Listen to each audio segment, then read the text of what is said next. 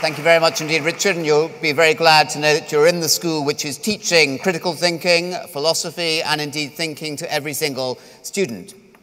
You'll be less pleased to hear that we're also teaching Christianity and Buddhism and Hinduism, but we try and cover all different types here.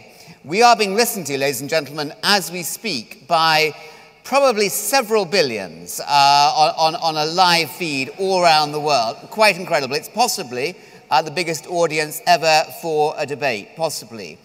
There are certainly well over 1,000 following on Twitter, and a lot of questions are coming in from Twitter all the time. And how have you voted?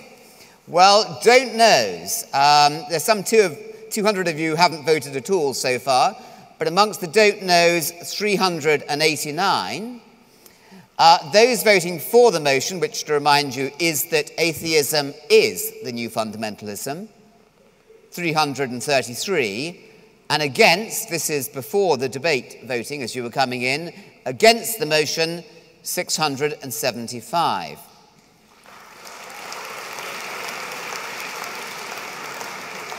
The question is, how is that going to transfer during the course of the evening now you've heard the debate? And let's move straight on to the questions, please. Now I'm going to take questions in groups of 3. And it would be helpful, obviously, to have the house lights up, and so I can see where the questions are. There's a question here. It could be a lady, could be a gentleman, certainly a human being. Could be an atheist, could be an agnostic, and off we go.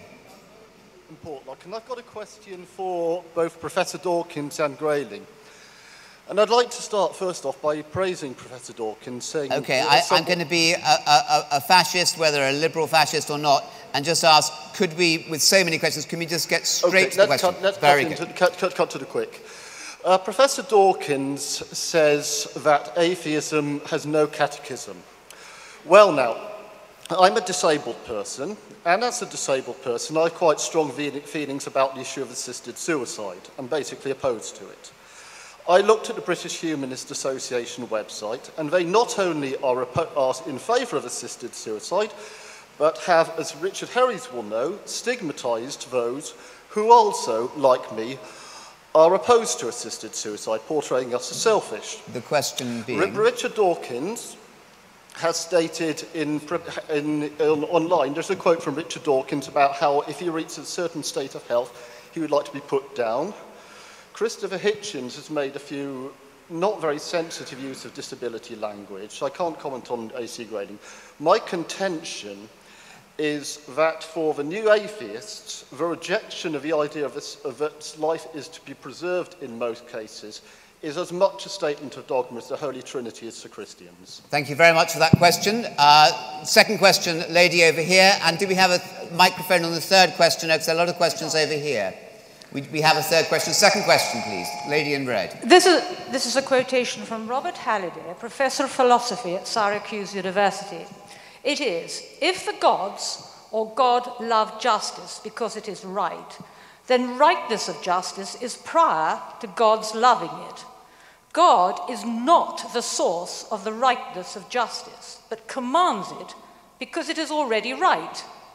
God is therefore not necessary for a moral order in the universe. Would you please discuss? I love discussion. We are a school after all, but I'm even keener on precise questions. Let's have the third question over here, please. Hello. I am interested, there can be fundamentalists on both sides, it seems to me. It's very easy to pick out people who are fundamentalists.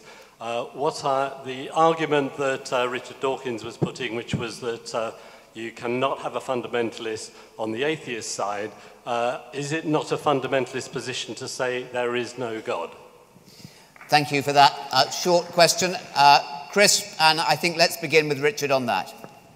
I will begin, if I may. We've got lots of Richards up here. Thank you.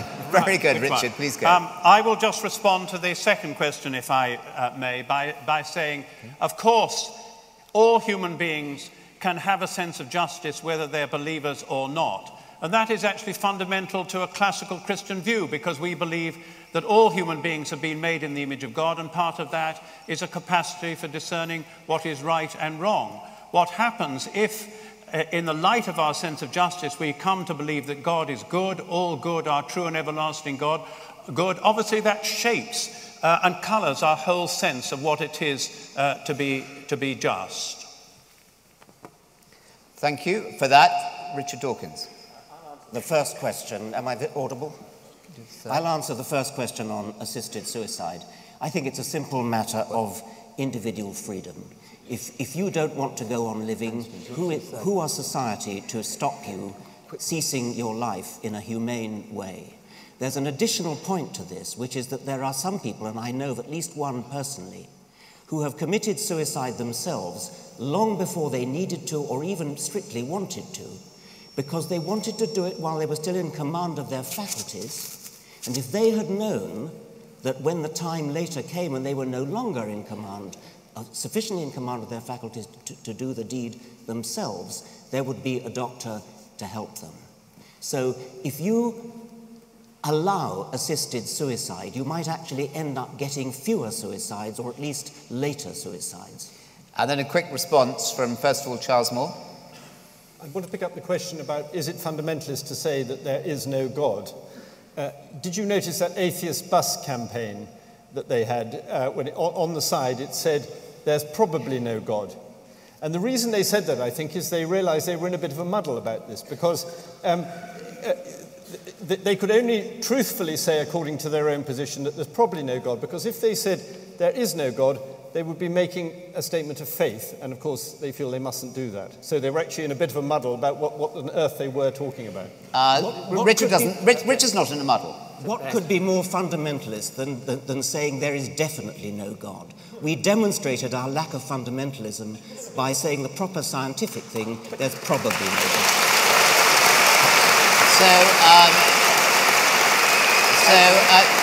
Thank you. I'm going to bring in Anthony once. So, Richard, does that mean there may be a God, logically? There may be a leprechaun.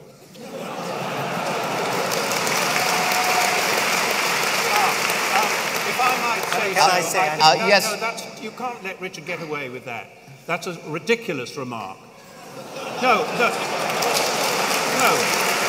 That is a ridiculous remark. Okay, you cannot confuse the God of classical theism, which has animated the whole of Western philosophy, with a leprechaun, and I'm surprised at you. Why not? I'm sorry. Anthony says you can. Look, firstly, with great respect to Charles Moore, it's he who's rather confused about the atheist bus. We did want to say there is no God on the bus, and it turned out that the Advertising Standards Authority required of us that we insert a probably there, despite the fact that the very many theist adverts on buses say things like Jesus saves and so on, rather unequivocally. But may I just point out something? Richard's remark about the leprechaun, it does remind me of the old Irish lady who was asked if she believed in leprechauns, and she said, "I do not, but they're there anyway."